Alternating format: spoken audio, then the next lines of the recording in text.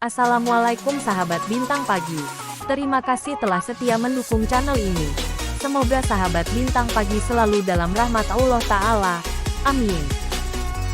Malam itu, di markas Komandan Brigade ke-10, Letkol Soeharto sebagai Komandan Brigade sedang mengatur strategi untuk menyerang salah satu posisi pasukan Belanda.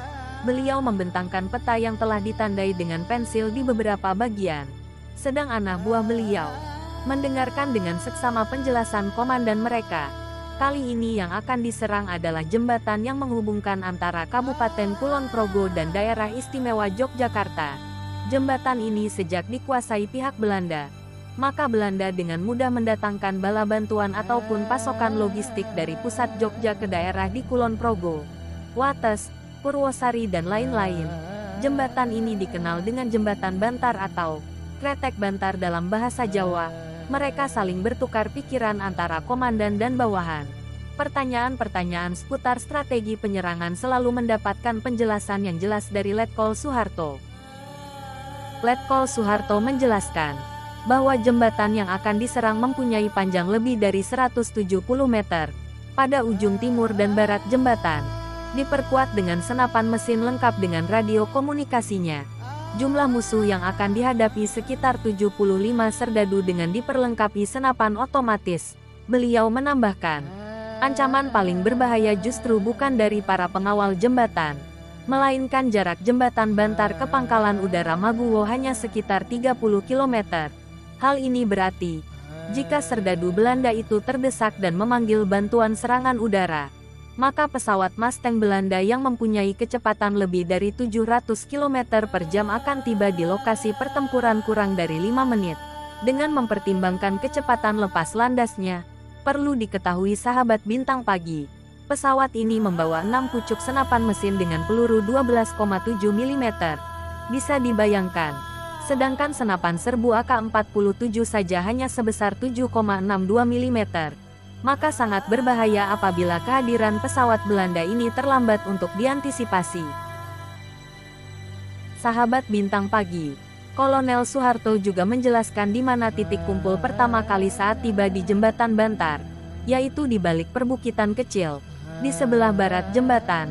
Jadi, bila nanti ada perintah mundur, berarti kalian harus kembali ke tempat semula, ujar beliau kepada anak buahnya. Mereka mengangguk-angguk, tanda memahami apa yang diperintahkan komandannya. Setelah semua jelas dan tidak ada pertanyaan lain, maka kolonel memerintahkan semua anak buahnya untuk segera beristirahat. Pasukan akan berangkat menuju sasaran sehabis subuh. Masih ada waktu untuk tidur dan memulihkan tenaga. Perlu diketahui, Jembatan Bantar berjarak sekitar 15 km dari markas pasukan Letkol Soeharto, yaitu di Desa Bibis, Bantul, DIY. Sedangkan Jembatan Bantar sudah masuk ke wilayah Kabupaten Kulon Progo. Dengan berjalan kaki, maka Jembatan Bantar dapat dicapai dalam waktu antara 2 sampai dengan 3 jam. Cukup menguras tenaga. Sahabat Bintang Pagi, begitu selesai menunaikan sholat subuh, pasukan pun mulai bergerak meninggalkan markas komando, menuju Jembatan Bantar, untuk melakukan penyerangan sesuai dengan yang telah direncanakan. Sahabat Bintang Pagi, sekitar 2,5 jam perjalanan, maka sampailah pasukan Kolonel Soeharto di Desa Klangon, Kulon Progo. Dari ketinggian perbukitan, tampaklah Jembatan Bantar melintang di atas Sungai Progo. Sejenak Kolonel Soeharto mengamati dengan seksama jembatan tersebut. Tampaklah kegiatan pasukan Belanda di bawah sana. Sahabat Bintang Pagi, Kolonel Soeharto segera memerintahkan seluruh anak buahnya untuk bersiaga. Tidak lama ketika pasukan jaga berjalan sampai di ujung jembatan, para pejuang langsung membuka berondongan tembakan terarah dari atas perbukitan Klangon. Para pejuang serentak bergerak maju menuruni bukit, mendekati pertahanan tentara Belanda. Tidak mau kalah, pasukan Belanda pun membalas tembakan-tembakan pejuang Republik. Letnan Sugiono membibitkan senapannya, lalu melepaskan tembakan yang tepat mengenai juru tembak senapan mesin Belanda. Begitu juga Kapten Widodo berhasil menembak seorang serdadu Belanda yang sedang berlari di atas Jembatan Bantar. Beberapa serdadu mencoba menembak, tetapi berondongan peluru senapan Sersan Sudarso langsung menghantam mereka. Seorang serdadu tewas setelah ditembak prajurit Basar dari atas bukit. Wit, kamu turun ke bawah. Ajak anak buahmu. Hajar sarang senapan mesin di ujung barat sana. Aku sama Giono akan memberikan tembakan perlindungan. Perintah Pak Harto kepada Kapten Widodo. Gideon, bantu saya tembaki Belanda-Belanda itu. Setelah Widodo berhasil, kamu sama Mansur pasang peledak di jembatan.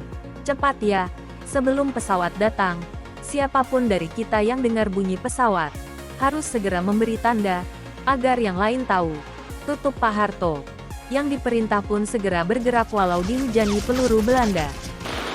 Sahabat Bintang Pagi. Sementara itu, tembakan-tembakan pasukan Republik ke arah pertahanan pasukan Belanda semakin terarah dan menjadi-jadi.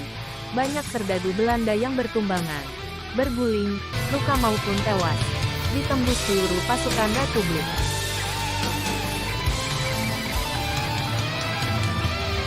Pejuang Republik terus maju. Seorang Belanda berlari ke arah senapan mesin, tetapi tubuhnya terpental setelah dilempar granat oleh gerilyawan. Tubuh serdadu itu sejenak melayang di udara, jatuh berguling-guling di tanah, dan tidak bergerak lagi. Komandan serdadu Belanda pun segera memerintahkan untuk memanggil bantuan.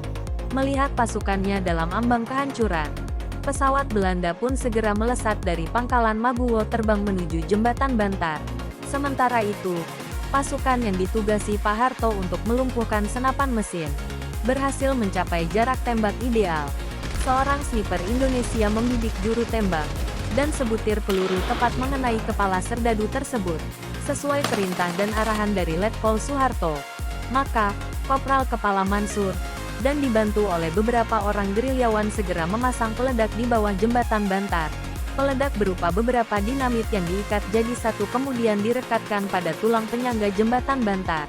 Sahabat Bintang Pagi, sebelum pemasangan peledak tersebut selesai, tiba-tiba terdengar deru pesawat Belanda di udara. Beberapa pesawat Belanda tampak melesat di atas jembatan Bantar, berputar-putar sebentar kemudian segera menukik dengan tajam.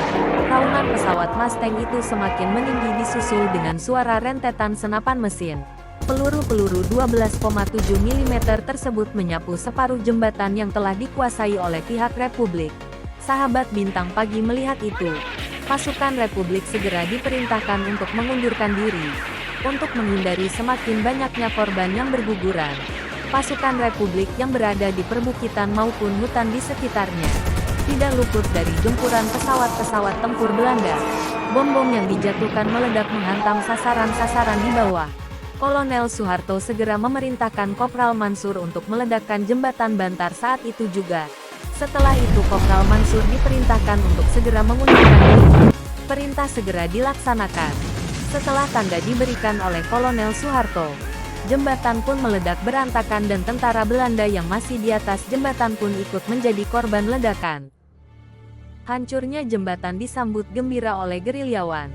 Tapi bagi Belanda, hancurnya jembatan Bantar merupakan pukulan telak, karena berarti pasukan-pasukan Belanda di wilayah Kulon Progo sementara terputus dari induk pasukan, dan rawan untuk dihancurkan oleh pasukan Republik Indonesia. Sahabat Bintang, demikianlah kisah kepemimpinan Kolonel Soeharto dalam menyerang jembatan Bantar, dengan maksud untuk menghancurkan jaringan militer penjajah Belanda. Terima kasih sahabat telah menonton sampai tuntas. Jangan lupa subscribe, like dan komennya sahabat. Wassalamualaikum warahmatullahi wabarakatuh.